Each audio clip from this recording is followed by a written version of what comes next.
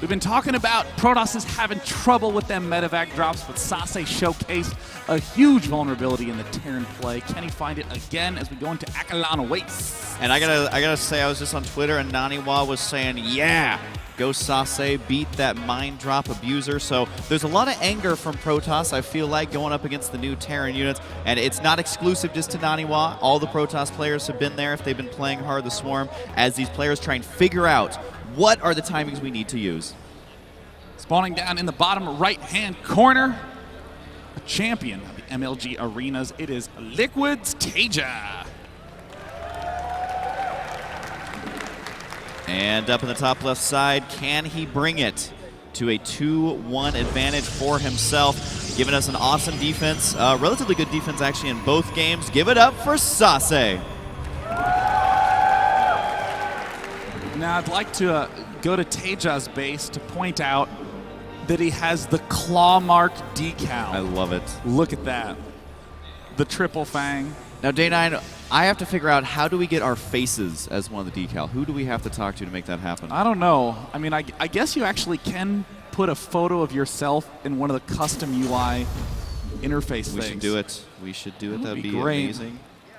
Yeah, honestly, if I could do one of like those microtransactions to make every Marine like my face, that would be amazing. That would be so good. Did you know sometimes when the Marines die, their face actually flies off and lands on the ground? I didn't, and if I could see that as my face, you would never lose another Marine again? I really wouldn't. I mean, I would just continue to play Protoss and be upset every time. Be honest though, you would just make them dance the whole time and you would end up losing. That is true. I'm like, look at me, I'm so fashionable. And honestly, if I could pay money to change the Mutalisk noise to my scraw, I love it. And I'll be the Overlord. You will be the Overlord. We should just, I'm telling you, man, we should do the voices of all the Zerg. That'd be amazing. But what is Taeja doing here? Going for an expansion first. Tell us about this, Day9. You know, this is a very MKP-esque thing to do, to start off with a kind of aggressive build in Game 1, very aggressive in Game 2, and then Game 3, the complete opposite. Would not honestly be surprised to see Taeja go for 2 barracks, and then a 3rd command center, and then a 3rd barracks. Taeja's very much so one of these players that likes to exploit a Protoss who's trying to play in an average middle-ish avenue. Yeah, I was going to say, right now we see the Cybercore going down for Sase. We don't see a probe heading out, and we see the double gas already down. So as Protoss in this situation, he's using Chrono Boost on his economy. What does he do to keep up with Taeja's early expand? I mean, honestly, he's going to have to do some sort of equally extreme response. 1 gate fast Forge, 1 gate fast double Nexus. You either have to put pressure on an early or on a greedy player like Taeja, or out-greedy them. So, again, Sase is going for this kind of middle-of-the-road-ish. I'm going to get my sentry up, and then I'll scout later on. But you can run into a lot of trouble against this exact opening. Would you see the Zealot right there, making sure there was no expansion block happening? Sometimes you will see a Terran player go for an engineering bay. 2nd sentry on the way right now. This seems to be exactly what Sase loves to do. I also like the, I believe it's his 2nd pylon, maybe his 3rd in the corner of Sase's base, just wanting to spot for those drops. Because one thing we saw in Feast's game is that on one of the games he ended up losing, he didn't have vision of his entire base. So, you know, able to drop there without it quite being spotted. Now there's only just a tiny area that Sase can't actually see. We do see the expansion going down right now. And Day9, what do you think about the expansion timing here? Is it okay, or is he a little bit behind? I mean, it's a standard expand timing from Sase. Taeja is standard in a greedy way. This is just straight up. The edge is currently in Taeja's favor, but it looks like Sase is doing this aggressive Mothership Core scouting. Will there be any gateway pressure? Unlikely, given the delay on the gateways. It's just looking again like a very middle-of-the-road play from Sase. He'll likely follow this up with Forge Twilight Council. And in fact, this scout from Sase is just to check for any sort of hyper-proxied starports. Yep, it looks like Taeja's going to be going for another bunker here. He wants to be super careful, going to be finishing out those rocks. And again, just to clarify, those rocks are to prevent walling in your opponent, but sometimes if you misclick on them, it can cost you a lot. So you'll see players take them out in early proxy pylon. We've actually seen him do this every single game. There's going to be the Phoenix Scout using that hallucinate ability, which sentries now start with. And the pylon there is so early that I'm curious to see if it actually manages to do anything effective, because there's always going to be the rocks there that Taeja won't be cleaning out for a little bit. But the fake Phoenix scouting around and cannot catch up there. So how's Sase feeling after seeing what he's seen? Well, Sase right now has to go, oh gosh. I mean, you can actually just click on some of the mineral fields at the expansion and see exactly how long it's been up and know that you are going to have to do some catch-up work. So now this robo facility is in kind of an odd spot because it's not really going to be used to do any sort of scouting information. It's just used to position to defend against drops. Sase could easily just continue with his plan and get the warp prism with a lot of warp gates and do the counter drop. We've seen Sase defeat Taeja with exactly that before. Alternatively, he could add on another forge and just go super late game sort of focus, but I mean, Sase still, we haven't really seen him exploit Taeja's position.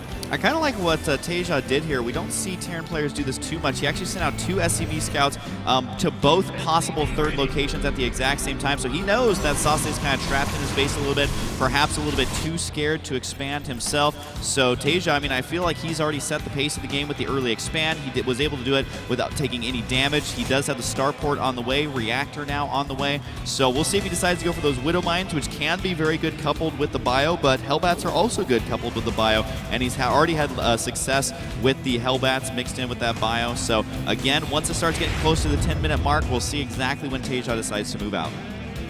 Yeah, I mean, Taeja's already picked off 1 observer. Sase's kind of floating the next observer in kind of a dangerous spot.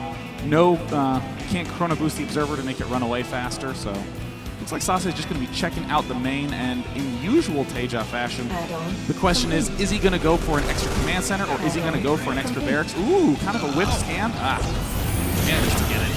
Yeah, and losing those observers is just so frustrating. Now, thankfully, for Sase, in an emergency, he can use Hallucinate, but at this point in the game, this is when you want the energy to begin basically getting at full capacity, because there could be an attack at any time. And again, do we see too many medevacs or anything like that? We do have 2 on the way. The army is going to go ahead and move out right on cue, right around that 10-minute mark. Even bringing along an SCV, looks like that's going to go ahead and go down to that third base to build a command center. So the timing of this third base, Stay 9, is he going to be defensive, or does he have to try and prevent Sase from attacking this? I mean, right now, Taeja has complete control. I mean, killing off that pylon in the south side, he will be able to easily get his expand up. I mean, Taeja's going to have to do a little bit of cute micro, but I mean, the Zealot easily gets picked off.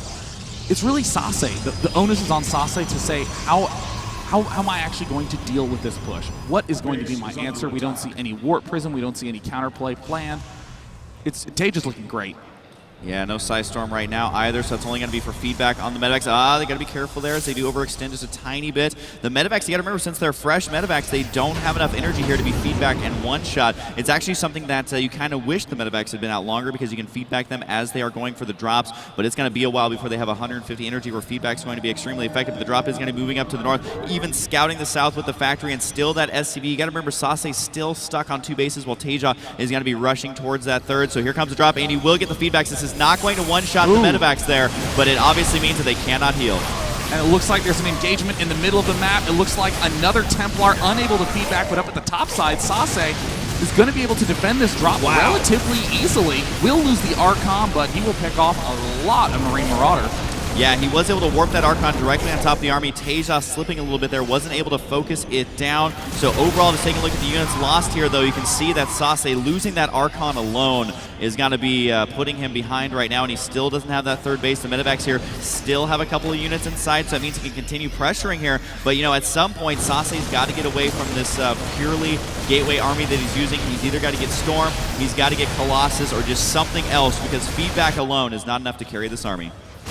Yeah, I mean, as cute as feedback is, it doesn't kill off the medevacs. It doesn't prevent them from continuing this harassment. Sase is doing his usual many gateways, way more than you can support on this number of bases, and he's just going to leave them idle. He's not going to do any sort of production. He's just going to try to warp in defensively wherever he needs to. And there's the third base going down right now. He's opening up those rocks to maybe be able to pick off those medevacs, but more units from Taeja stepping in. Yeah, and Taeja has also secured his third base a little bit earlier, finally landing it there, and it's another orbital command, and the SCV's transferring on down, whereas Sase just beginning the construction of that. Is Taeja going to regroup his army? Is he going to go for multiple drops? Because right now he could go for basically 4 different drops if he really wants to. The observer up there is going to spot that, but this is the tough time for Protoss with the 3 base timings here. It's so difficult to deal with everything, especially if you bring down that entire army. Some feedbacks will go down. And it looks like he doesn't get the cancel off. And now Taeja's just going to be able to warp away up in the main base. Another drop. I mean,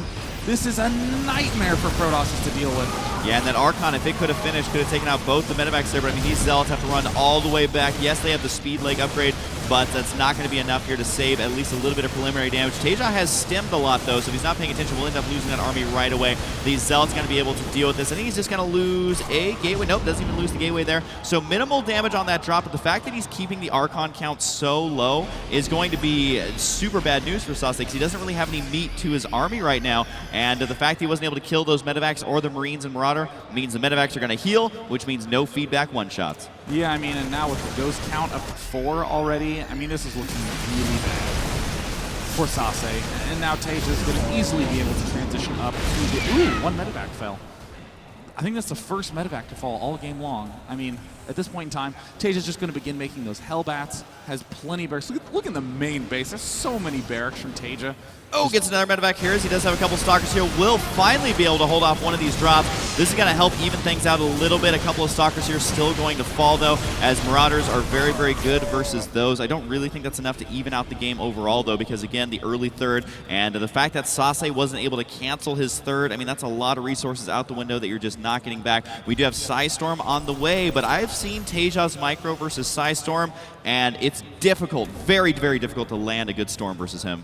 Yeah, Taeja's just in a fantastic spot. I mean, if you're in Taeja's shoes, you have basically convinced yourself that you have won the game. You just need to get those 2-2 upgrades. Really, the +2 attack is the important one. If you get that, then you just go, go, go, and it's no big deal. Hellbat's on the way right now, kind of finishing out, flushing out that army composition. So basically it's Marine, Marauder, Ghost, Medevac, and a Hellbat. All those units can be healed by the Medevacs as well. So if Sase doesn't get something to deal with those Hellbats, I mean, his Zealot count is so high, unless he gets some sort of flank attack or unless those Hellbats are out of position, I don't really know what pure Zealot is going to be able to do. Colossus on the way, but again, it looks like Taeja may be able to hit here before Thermal Lance is anywhere near completing and before the upgrades finish for Sase. And the unit count 6 Templar out right now. Medevac swinging along to the top side. Taeja sees it. He Looks might like be able to morphing in. He might be able to pick these off with some feedbacks. He has one feedback off. Yeah, but really one High Templar for one feedback is not working out. And the Colossus is going to fall as well. Sase cannot afford to lose those. And the Ghosts are moving out now towards this army. He's going to get huge EMPs on the... Actually, I think he whiffed those ones, but it does look like, you know, Taeja's feeling so confident he can just run in with the Ghosts. He's got to be careful not to lose them. And he does have the cloaking upgrade with no observer here. They're just snipe, snipe, snipe on those High Templars. And this is just going to be cleanup from here on out. And it's all Zealots. Are there any High Templar anywhere on the map? No. 23 Zealots versus this army. I mean, the Zealot count is really high. +3 armor not yet quite done. Taeja's Hellbats right in the middle, perfectly placed. Taeja decimates Sase, who's been in control of this game start to finish. I mean, Sase opening up the way he did. Good game. Yeah, you have to remember that those Hellbats do 30 damage to those Zealots with no upgrades whatsoever, so they're able to just crush through those Zealots. So as Protoss, I mean, this has been the case since Wings of Liberty, where if you just get stuck with that many Zealots and not very many High Templar, no Archons, because they kept getting sniped there. I mean, yes, Taeja's unit composition was great, but Sase just did not have the units he needed there to deal with it, and that's why the final battle just looked so easy for Taeja. I mean, it almost comes back to that early game situation. If you do what Sase does, which is one of these middle-of-the-road builds that should hold off aggression pretty well and it should deal with an early expansion pretty well, you can't be pretty good against your opponent. You have to be excellent. You have to have one of those builds that's really clearly decisive. And I mean, if you look at the contrast between Sase in this game and in the last games, he's basically doing the same thing. He's scouting in with the Phoenix and then just still going for the Forge, Twilight Council, adding on 4 more gates, adding on 2 more gates after that, then expanding with Colossus. I mean, there needs to be a much stronger response to see that and go, oh, I see what you're doing now. I'm going to go straight for the Colossus. Or, oh, I see what you're doing. I'm going to go straight for extra Forges. Or I'm going to attack right now like he did in Game 2. There needs to be an answer. Yeah, I think he definitely needs to add a little bit of flair to his game, but we're going to go ahead and take a super quick break here, and when we come back, it's going to be match point between these two players. I'm Husky. I'm Day9. Stay tuned.